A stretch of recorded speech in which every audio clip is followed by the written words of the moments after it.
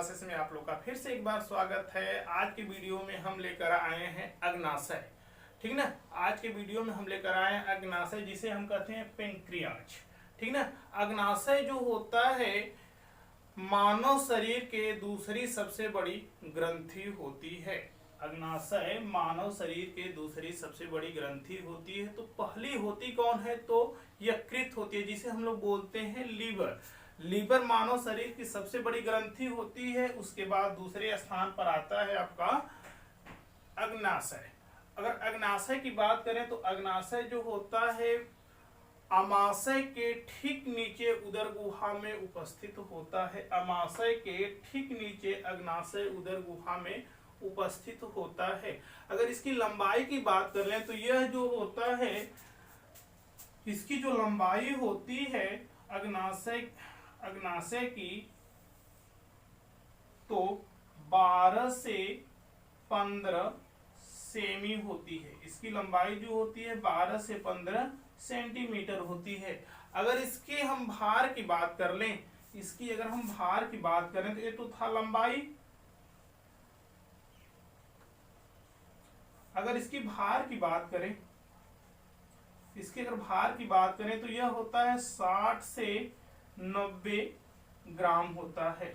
60 से 90 ग्राम इसका वजन होता है, ठीक ना। अग्नाशय का जो वजन होता है 60 से 90 ग्राम होता है, तथा इसकी लंबाई की बात करें तो 12 से 15 सेमी होता है।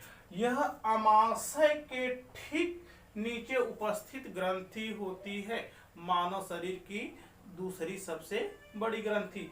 इसे मिश्रित ग्रंथि के भी नाम से जाना जाता है। मतलब अग्नाशय को मिश्रित ग्रंथि के भी नाम से जाना जाता है। मिश्रित ग्रंथि के भी नाम से इसे जाना जाता है। क्यों जाना जाता है मिश्रित ग्रंथि के नाम से? क्योंकि इसमें दो प्रकार की ग्रंथियां उपस्थित होती है। इसमें दो प्रकार की ग्रंथियां उपस्थित होती हैं। एक अंतःस्रावी ग्रंथि, एक अंतःस्रावी ग्रंथि, और दूसरी होती है वह स्रावी ग्रंथि। इसमें दो प्रकार की ग्रंथियां पाई जाती है। एक अंतःस्रावी ग्रंथि होती है, एक वह स्रावी ग्रंथि होती है। इसी कारण से इसे मिश्रित ग्रंथि के नाम से जाना जाता है, ठीक ना। अगर इसे हम क्षैतिज अगर काटें, ठीक ना, इसे हम जब क्षैतिज अगर काटें तो इसके अंदर की जो संरचना कुछ ऐसे आपको देखने को मिलेगी। अगर हम बात कर लें तो ये जो संरचनाएं जो दिख रही हैं चारों तरफ, इसे हम कहते हैं पिंडक। इन संरचनाओं को कहते हैं हम लोग क्या?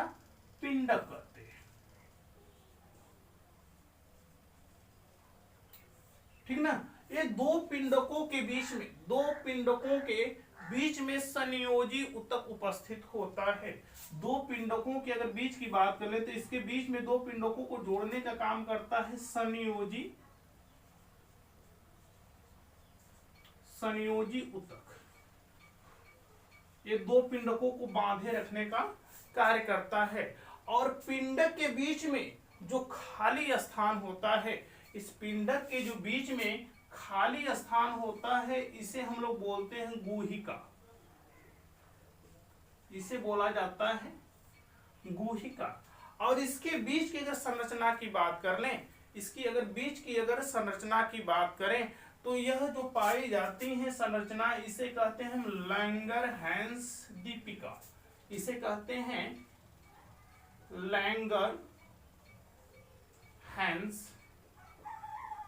लैंगरहैंस दीपिका। इसे कहा जाता है लैंगरहैंस दीपिका। और इसी के अंदर उपस्थित होती हैं रुधिर वाहिनियां। इसी के अंदर उपस्थित होती हैं रुधिर वाहिनियां। ये रुधिर वाहिनियां जो होती हैं लगातार इसमें रुधिर का संचार करने का कार्य करती हैं। और इसकी बात कर लें तो लैंगरहैंस जो दीपिका होता है, इन दीपिकाओं से स्रावित होता है अग्नाशयी रस। जो इसमें दो प्रकार की कोशिका पाई जाती है, लैंगरहैंस दीपिका में दो प्रकार की कोशिकाएं पाई जाती हैं, जिसे हम कहते हैं लैंगरहैंस की स्रावी कोशिका। जिसे हम क्या कहते हैं? लैंगरहैंस की स्रावी कोशिका। इसमें दो प्रकार की कोशिकाएं उपस्थित होती हैं, जिसे कहते हैं लैंगरहैंस की स्रावी कोशिका।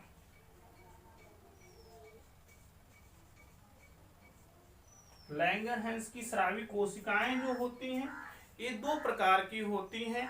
पहली बात कर लें तो यह जो कोशिका कितनी प्रकार की होती है? तो दो प्रकार की होती है। पहली कोशिका की बात करें तो इसे कहते हैं हम लोग अल्फा कोशिका। क्या कहते हैं? अल्फा कोशिका। इसे हम लोग कहते हैं अल्फा कोशिका। और दूसरी जो कोशिका होती है इसे हम लोग कहते हैं बीटा कोशिका। कौन सी कोशिका कहते हैं? तो बीटा कोशिका।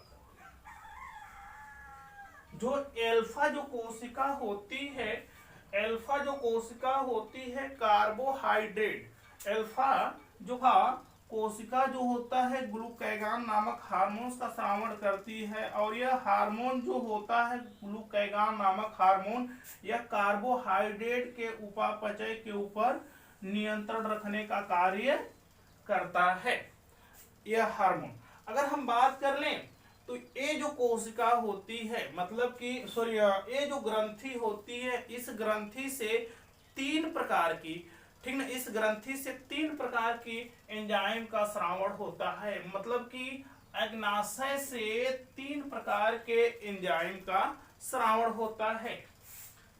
तीन प्रकार के एंजाइम का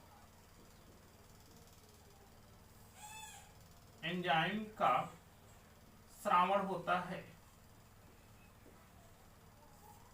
इनमें तीन प्रकार के एंजाइम का क्या स्रावण होता है? पहले एंजाइम की अगर बात कर लें तो जो पहला एंजाइम होता है उसका नाम है एमाइलेज। उसका नाम है एमाइलेज। जो ये एमाइलेज जो होता है, ठीक ना, एमाइलेज जो होता है यह कार्बोहाइड्रेट को शर्करा में बदलने का कार्य करता है। मतलब कि एमाइलेज जो होता है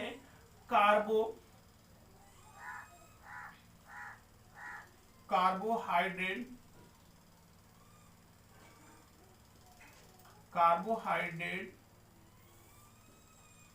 को शर्करा में,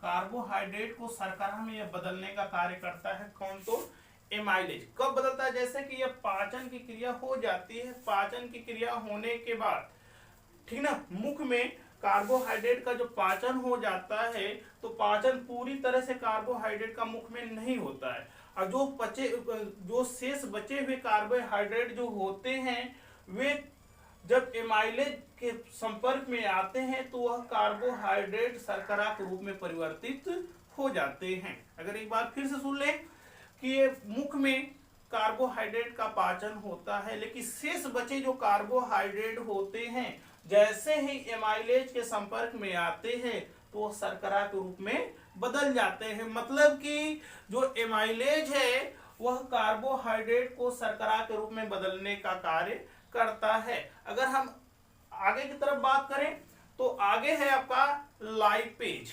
अगला है एंजाइम तो लाइपेज है। ये जो लाइपेज जो है वसा को, लाइपेज जो है वसा को वसीय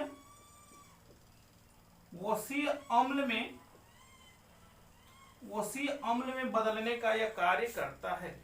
मतलब जो लाइपेज है वह वसा को वसीय अम्ल में बदलने का यह कार्य करता है। जब वसीय अम्ल में बदल जाता है तो इसका जो अवशोषण करता है कौन?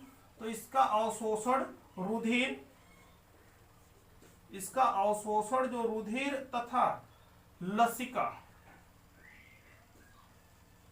इसका अवशोषण करता है कौन, तो रुधिर और लसिका इसका अवशोषण कर देता है।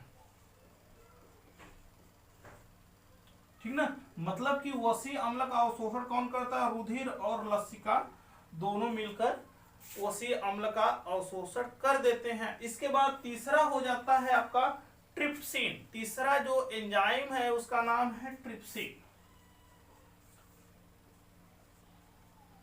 ट्रिप्सिन, तीसरे एंजाइम का नाम क्या है, तो यह ट्रिप्सिन। ट्रिप्सिन जो होता है प्रोटीन का, यह पाचन करने का कार्य करता है।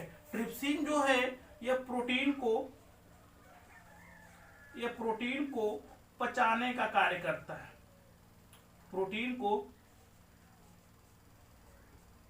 पचाने का कार्य करता है।